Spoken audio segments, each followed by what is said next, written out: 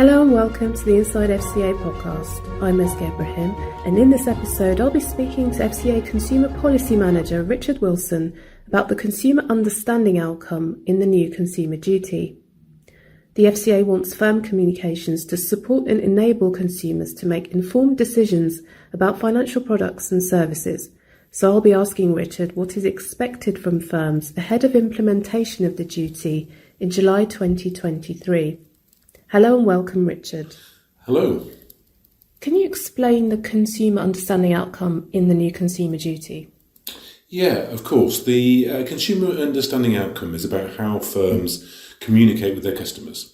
So in a nutshell, we want consumers to be given the information they need at the right time and presented in a way they can understand. So that when they're applying for, say, a loan or taking out insurance or making an investment, they can understand enough about the product, say how it works, its benefits, risks and costs, to be able to make good decisions. That's really important because we want consumers to be in a position to make informed decisions and choose products and services that best meet their needs. And this will go a long way in supporting good consumer outcomes and avoiding situations where consumers experience poor outcomes. And it should be good for firms too, as it will reduce complaints and the need to deal with problems in the future, and should really drive that healthy competition we want to see as a regulator. Why is this outcome necessary? So we think this outcome is really important because we want consumers to be in a position to make informed decisions and choose financial products and services that best meet their needs. So this will go a long way in supporting good consumer outcomes, which is a key part of the duty, and avoiding situations where consumers experience really poor outcomes. And it should also be really good for firms too, as it will, for instance, reduce complaints and the need to deal with problems after they emerge. And it should help to drive the healthy competition that we really want to see as a regulator, and should benefit firms as well because they won't be competing against other firms who are perhaps misleading or manipulating consumers with their communications. And how do the requirements relate to existing obligations and disclosure requirements?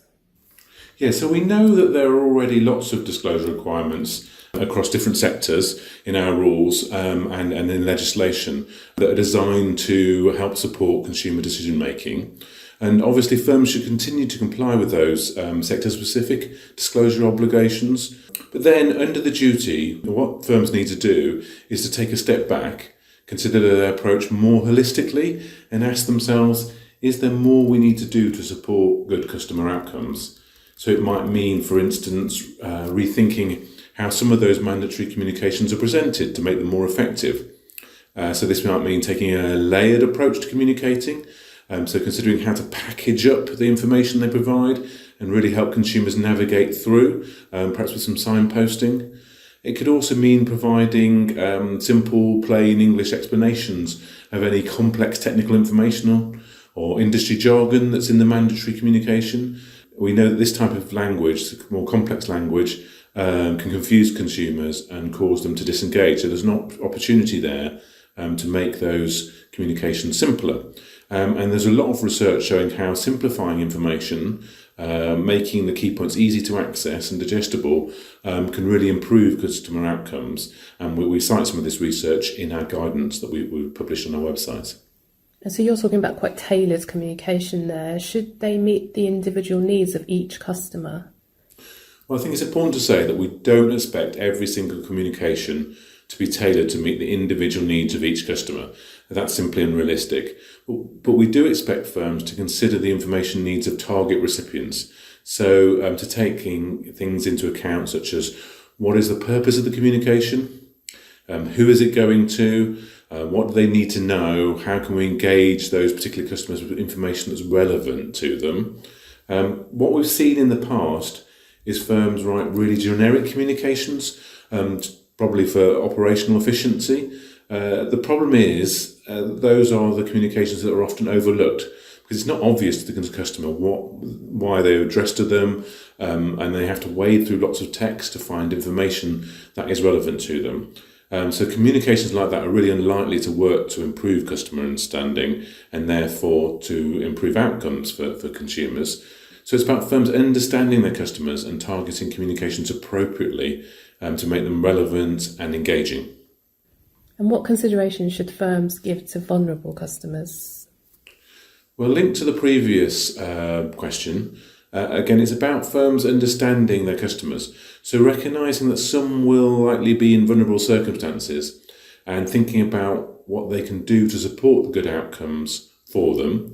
This might include processes that allow for communications to be issued in a larger font or in Braille or in another language where appropriate, but could also just include giving customers extra time on a call, say, to digest information and helping them to understand it. Also, we highlight in our guidance the fact that financial literacy is relatively low across the population. So if a firm is communicating about a mass market product, for instance, we want them to recognise that and simplify communications where they can to help understanding and support those good outcomes. What do you mean by that kind of product? So I think where firms are producing products that they're selling across a wide group of consumers, they shouldn't assume that consumers are sophisticated or have a good understanding of financial products. We set out in our guidance how actually the average consumer has quite poor knowledge of financial services and finds it quite difficult to deal with more complex communications. So firms should consider that when they're communicating, when they're producing really any product and service, but particularly ones like a bank account or insurance that's available to all consumers. And do the FCA's requirements differ depending on the channel? So, for example, do you have the same expectations for a product sold face-to-face as opposed to online? So we really want communications to be equally effective regardless of the channel used. So whether that's digital, face-to-face, over the phone. We don't want firms to focus on making one channel work well at the expense of another, because this would likely lead to a situation where customers using a particular channel or channels get worse outcomes than others. So firms must deliver good outcomes through all the channels that they operate. This might mean thinking about how to deliver information differently.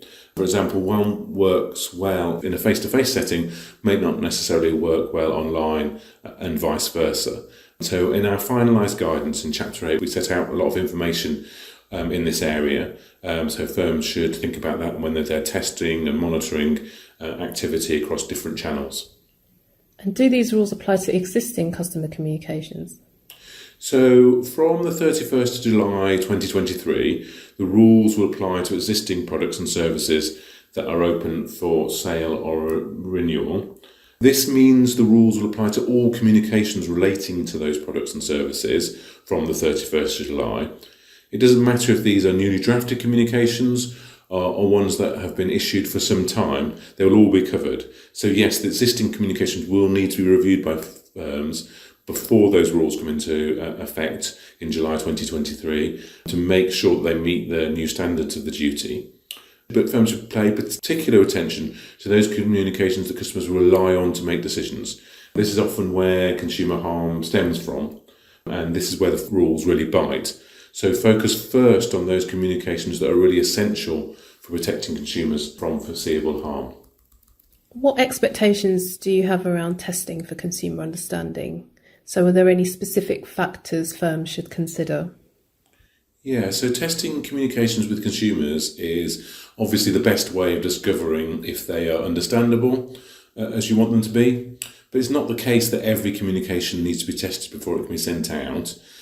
So in our rules and guidance, we set out various factors for firms to consider when deciding whether it's appropriate to test consumer understanding of a communication.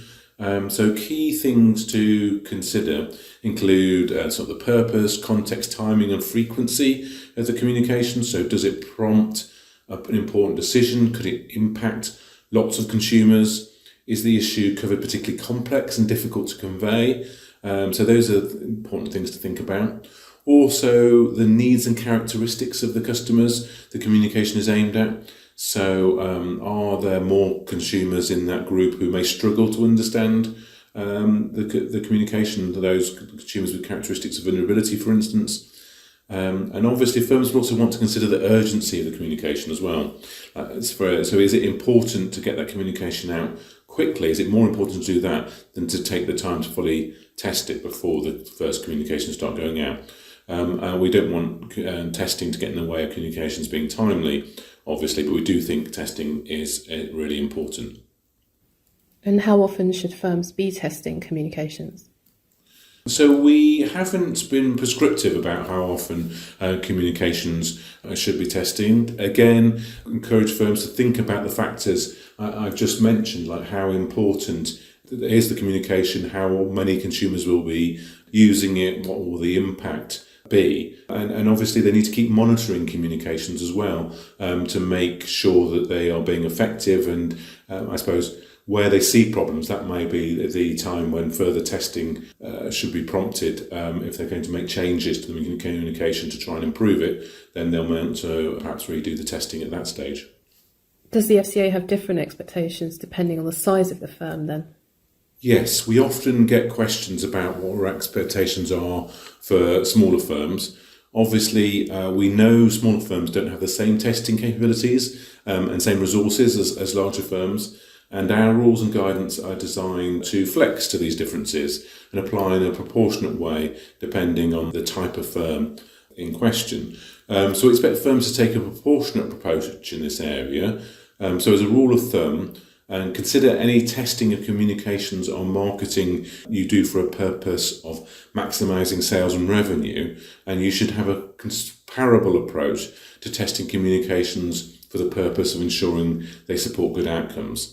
So, for example, if you put lots of effort into testing all your sales literature, but not into your after-sales communications that help people to use the product and know what to do if things go wrong, then that probably won't meet our standards. We do provide examples of different approaches firms could take to testing in Chapter 8 of our finalised guidance. So if smaller firms are perhaps unsure about what approach they could take, they could have a look there and see some of the examples and ideas we have. How should a firm go about checking that consumers understand their communications? So a question we also get asked is what kind of questions should firms be asking to properly measure whether customers understand what they've received, the communications from the firm. So we think the goal should be to elicit accurate measures of understanding in an objective way. For example, if the aim of a communication is to convey to the consumer what the cost of the product is, then an objective follow-up question would be just simply what was the cost of the product. If the aim was to explain certain product choice option, an objective question might be, please explain the options available to you. So you're sort of asking the consumer to explain back what they've heard. You could ask them to choose the product that most suited them, to explain why. So this type of approach should give a proper sense of the actual level of understanding. For example, compared with just asking customers if they understand, we know there can be significant differences between customers' perceived and actual understanding of financial information. And I think we all know that if we are asked whether we understand, there is often a knee-jerk reaction to avoid feeling foolish and just say yes, regardless of whether you really get it. So asking those objective questions can really sort of get to the heart of the issue. And does the FCA have a specific and set requirements in terms of documentation or evidencing of consumer outcomes? So the answer to that is, in short, is no. We haven't set out a kind of prescriptive list of the types of evidence or data that we want firms to be monitoring and checking and using as their evidence that they're delivering good consumer outcomes on this understanding outcome. As I said earlier, while some existing disclosure requirements can be fairly prescriptive, and firms should continue to comply with those, the duty itself is quite outcomes based, and so it's about figuring out what works best in practice in each firm's different area, depending on the products it's selling, the type of business it has, and the types of customers it has, and then testing, learning, and improving over time as well. That said, we do include a range of good practice examples in our finalised guidance on the metrics firms can use to monitor and evidence good customer outcomes. So we suggest things like customer response rates to communications, analysis of responses to communications during the customer journey, things like take-up rates and switching rates following on from communications that have gone out, claim rates for insurance products and others where consumers need to make claims, and also relevant complaints data as well. So there is a whole range of data that we think that firms will already have as part of their day-to-day business that they can use to monitor consumer understanding and really evidence that what they're doing works and is delivering good outcomes for consumers. And how will the FCA be supervising and monitoring firms on this outcome? So we've set out in our policy statement how we plan to supervise the duty more broadly. So firms should expect to be asked to share their implementation plans. They may have been asked this already. They could maybe also asked to share board papers and minutes with supervisors and be challenged on the contents to show that boards and management bodies are scrutinising these plans and are really focused on the duty. And for fixed firms, we have dedicated supervision teams who have already requested those plans and are feeding back to firms on what they've seen. And they'll focus on the duty outcomes in their usual engagement and meetings with the firm. But for firms without a fixed supervisor, we'll engage obviously on a more targeted risk basis. And we'll use some of that engagement, whether that's with the fixed or with the flexible firms, to probe firms on what they're doing on the consumer understanding outcome. So our published guidance includes some example questions that firms might expect to be asked by the FCA. These include things like, how does the firm adapt its communications to meet the needs of customers with the characteristics of vulnerability? And how does it know these adaptations are effective?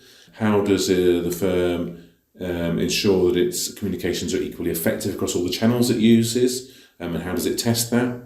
And we might also ask about the data and the MI and the feedback the firm plans to use in its ongoing monitoring of its communications. So those are the kind of things that we'll be following up, and firms might be asked by the FCA as they prepare to implement the consumer duty. And finally, Richard, what should firms be doing now to ensure they are ready for implementation in July 2023? Well, naturally, they should carefully consider the rules and the guidance and work out where they need to make changes to meet the standards of the duty. They should then make sure they've got a programme of work in place to deliver those changes to meet the deadline, that they've got proper governance and oversight as well of the work. Firms should be thinking about prioritising their implementation work where appropriate based on the risk of poor outcomes and their assessment of where they're likely to be furthest away from the duty standards. So as we've mentioned earlier, focus your testing where on the communications that are most important for consumers in terms of making choices, avoiding foreseeable harm, and prioritise in that way. And finally, I say it's important to remember this isn't a one and done. It's not just about preparing for July and then leaving it. It's about setting in place ongoing arrangements, governance, monitoring to make sure that you are monitoring your communications to consumers, reviewing what their impact is, looking at that data and MI I mentioned earlier, and making changes where necessary. So it's an ongoing requirement or an ongoing process. Thanks for your time today, Richard. You can find more information on the new consumer duty on the FCA website, including finalised guidance and a policy statement.